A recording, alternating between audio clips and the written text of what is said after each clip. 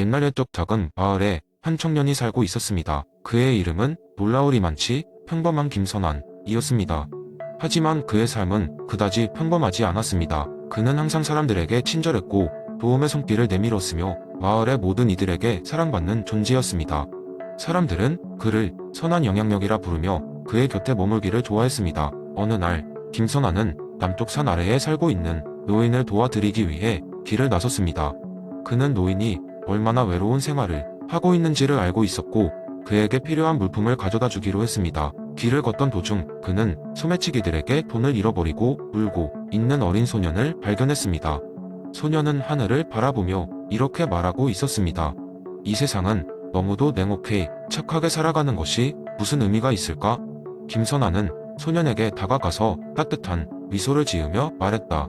걱정 마라. 착한 마음은 언제나 보답받게 되어 있단다. 그리고 그는 소매치기들에게 전 재산을 주고 소년의 소중한 돈을 돌려받았습니다. 소년은 고마움의 눈물을 글썽이며 김선환의 손을 꼭 잡고 감사의 말을 전했습니다. 소년을 잠시 뒤로 하고 산 아래로 향한 김선환은 노인에게 필요한 물품을 전달했습니다. 노인은 그에게 너는 정말로 선한 사람이구나.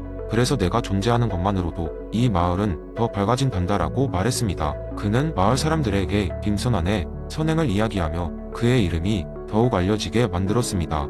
시간이 흘러 그 소년은 장성하여 마을의 지도자가 되었습니다. 그는 김선환의 삶과 행동을 본받아 마을을 더욱 화목하게 만들었고 사람들은 모두 김선환이 가르쳐준 대로 서로를 돕기 시작했습니다.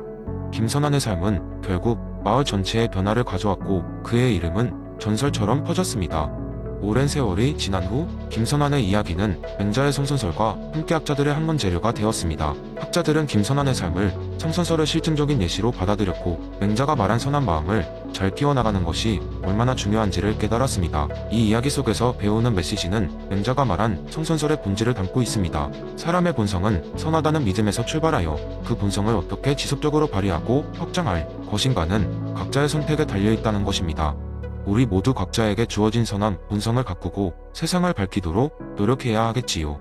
김선환처럼 말입니다. 두 번째 이야기 옛날 옛적 작은 산촌 마을에 동화에나 나올 법한 빨강 지붕의 작은 집에 사는 할아버지가 있었습니다. 이 할아버지의 이름은 노자였는데 그의 이름은 우연찮게도 유명한 철학자 노자와 비슷했습니다. 할아버지 노자는 평생을 그 마을에서 보냈고 누구보다도 자연과 친밀한 삶을 살고 있었습니다. 그의 하루는 해가 뜨자마자 시작하여 해가 질 때면 끝이 나는 지극히 자연스러운 생활이었습니다. 마을 사람들은 할아버지에게 다양한 문제를 가지고 찾아오곤 했습니다. 논밭에 벌레가 끓거나 병서가 사라지거나 심지어는 이웃과의 다툼 같은 생활 전반의 문제가 있을 때면 그의 차분한 지혜를 빌리기 위해 발걸음을 하였죠. 특히나 할아버지가 자주 해주는 조언은 무의에 근거한 것이었습니다. 억지로 해결하려 하기보다는 때때로 시간이 스스로 해결하도록 내버려 두라는 것이 그의 철학이었습니다. 어느 날 그 마을에 대홍수가 닥쳤습니다. 마을 사람들은 급히 뚝을 세우고 물을 막으려 했지만 상황은 점점 더 나빠졌습니다. 그들은 두려움에 떨며 할아버지에게 도움을 요청했습니다. 다들 안절부절 못하는 가운데 할아버지는 그저 잔잔한 미소를 지으며 말했다. 물은 자연의 일부요. 억지로 막으려고 애쓰지 말고 어떻게 흐르고 어디로 갈지 지켜봅시다. 마을 사람들은 처음에는 이해할 수 없었습니다. 당장 물이 밀려오는데 어떻게 가만히 지켜보기만 할 수 있느냐고 반문했죠. 하지만 할아버지의 확고한 태도에 반신반의하면서도 그 말에 따라보기로 했습니다. 그들은 강변의 높은 곳으로 피신하여 물의 흐름을 살폈습니다. 얼마 지나지 않아 물은 자신이 들이친 만큼 빠져나가며 길을 만들고 오히려 마을의 겨울 가뭄에 대비할 수 있는 새로운 물길을 창조해냈습니다. 물길이 마을길 끝자락의 논밭을 적셔주어 자연스럽게 해충도 없어지고 흙도 더 비옥하게 바뀌었습니다. 그날 이후로 마을 사람들은 억지로 막지 않음의 중요성을 깨닫게 되었습니다. 그들은 물길을 인위적으로 막는 대신 그것이 자리를 찾고 흐르게 놔두었고 어느새 예전보다 더 풍요로운 마을로 거듭났습니다. 겨울이 오고 봄이 올 때까지 더 이상의 홍수 없이 마을은 평온하게 번영을 누렸습니다. 할아버지 노후자는 말년에 웃으며 이렇게 말하곤 했습니다. 자연을 거스르면 안 돼요. 때로는 무의가 최고의 지혜이지. 마을 사람들은 그 말의 깊은 뜻을 가슴속에 새기며 그 철학에 따라 살아갔습니다.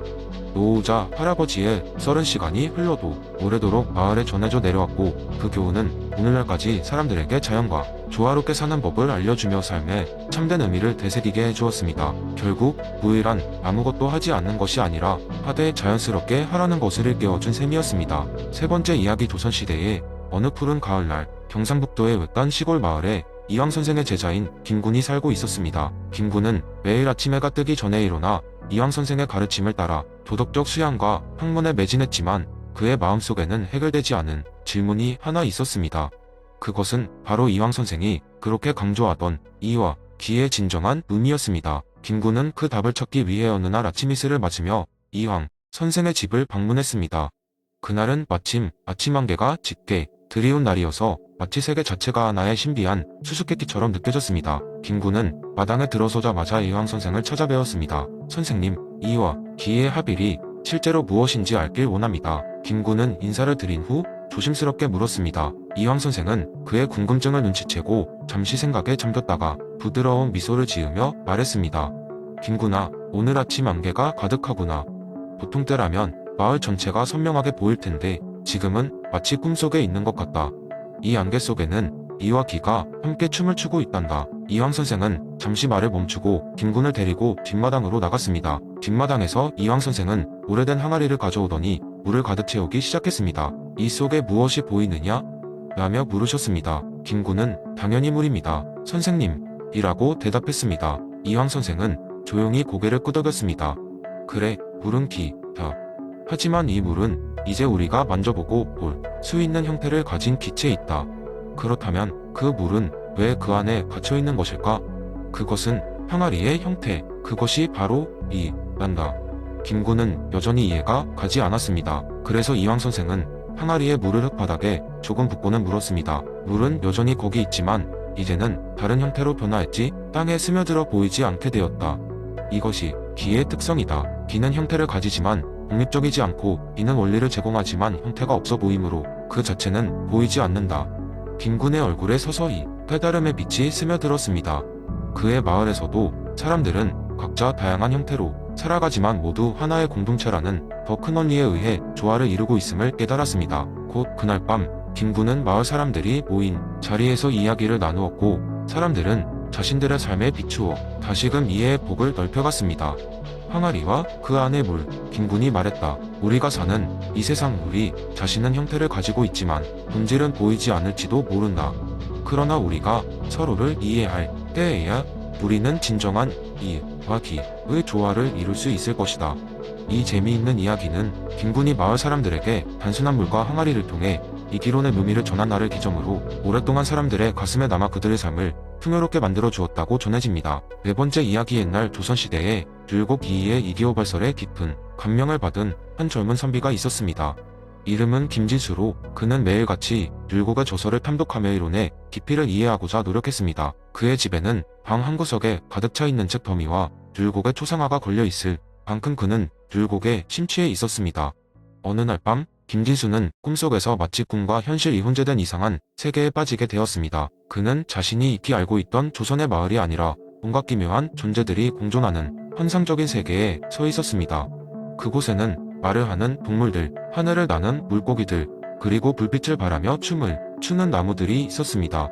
그가 걷고 있는 도중 이상한 문장을 중얼거리며 다가오는 한 노인을 만났습니다. 노인은 이리 오너라. 젊은이, 내가 찾는 답이 이곳에 있다네. 라고 말했습니다.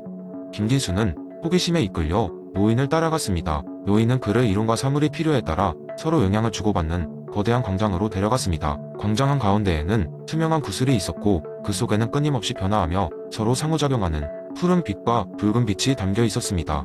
김진수는 이 장관을 보며 즉시 이와 기의 상호작용을 떠올렸습니다. 이곳은 무슨 장소입니까?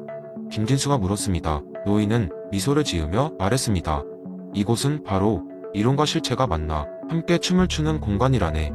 너의 세계에서는 이와 기가 서로 다른 것처럼 보일 수 있지만 사실 이곳에서는 한 몸이라네. 지금 이 두 빛이 만드는 아름다운 과정이 곧 내가 그토록 추구하던 이기호발설의 진수일 것이야. 노인의 설명이 끝나자 김진수는 비로소 깨달았습니다. 두 빛이 따로 존재할 수 없듯이 이론과 실체도 결국엔 동시에 존재하며 서로를 보완하는 관계임을 말입니다. 꿈에서 깨어난 후 그는 이 깨달음을 현실 세계에서 활용할 방법을 고심했습니다. 김진수는 자신만의 방식으로 율곡의 이기호발설을 사람들에게 전하고자 했습니다.